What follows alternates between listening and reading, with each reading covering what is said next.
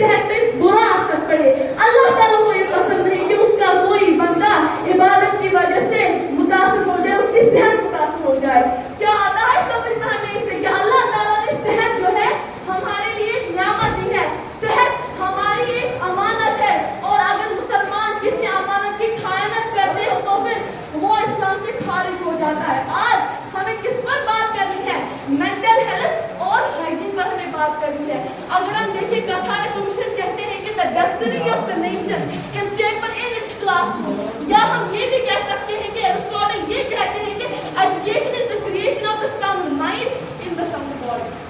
اتنا ہی نہیں, اگر ہم کہیں 1893 میں آئیزیک رے وہ ڈیفینیشن دی تھی کہ مینٹل ہائیجین ہم کس کو کہتے ہیں, the act of preserving your mind from all the disorders and from all the incidentals around your society.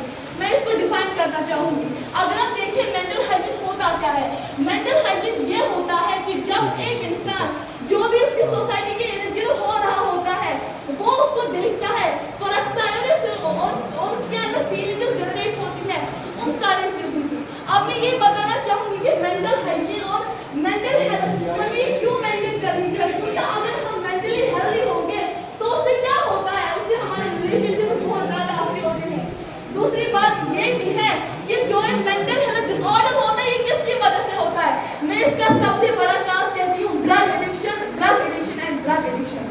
اس کہ جب ایک لڑکا یا لڑکی ڈپریشن میں آ جاتا ہے, اینگزائٹی میں آتا ہے, تو پھر اس کو کوئی سولوشن نہیں دکھتا, جس کی وجہ سے وہ ڈرگ ایڈکٹ بن جاتا ہے, جس کی وجہ سے ہمارے صرف کشمیر ہی نہیں, ہمارا صرف انڈیا ہی نہیں, پورا ورلڈ اس میں شامل ہو جاتا ہے, اور تباہ بدترین بدتر سے بدترین ہماری سوسائٹی بنتی جا رہی ہے.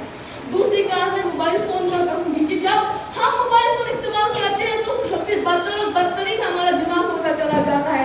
اصل میں یہ ہوتا ہے کہ جب ہم موبائل فون چلاتے ہیں تو پھر آپ کے دماغ میں کیمیکل ریلیز ہوتا ہے جس کو ہم ڈوپامین کہتے ہیں. جب وہ زیادہ سے زیادہ ریلیز ہوتا ہے تو پھر آپ پلیزر لوپ میں چلے جاتے ہیں, اور پھر آپ کو پتہ ہی نہیں ہوتا کہ آپ کر کیا رہے ہیں. اسی لیے میری گزارش ہے آپ سے کہ ڈرگس اور موبائل فون سے بالکل دور رہیے, تب ہی آپ کی مینٹل ہیلتھ اور مینٹل ہائیجین برقرار رہے گی. اسلام نے بھی ہمیں کہا ہے کہ الطہور شطر الایمان, صفائی آدھا ایمان ہے. یہ بھی کہا انما الخمر والمیسر والانصاب والازلام رجس من عمل الشیطان فاجتنبوه لعلکم تفلحون. میں کیا کہوں اللہ تعالیٰ کے بارے میں جس نے کہا کہ گناہ وہ ہے جس سے تمہاری صحت پر اثر پڑے, وہی گناہ قرار دیا گیا ہے. مجھے امید ہے کہ جو بھی باتیں میں نے یہاں پر کہی مینٹل ہیلتھ کے بارے میں, مینٹل ہائیجین کے بارے میں, آپ اس کو ضرور اپنائیں گے, ڈرگس کو اپنی زندگی سے, باقی کی زندگی سے دور کریں گے اور موبائل فون کا صحیح استعمال کریں گے. وآخر دعوانا الحمدللہ رب العالمین.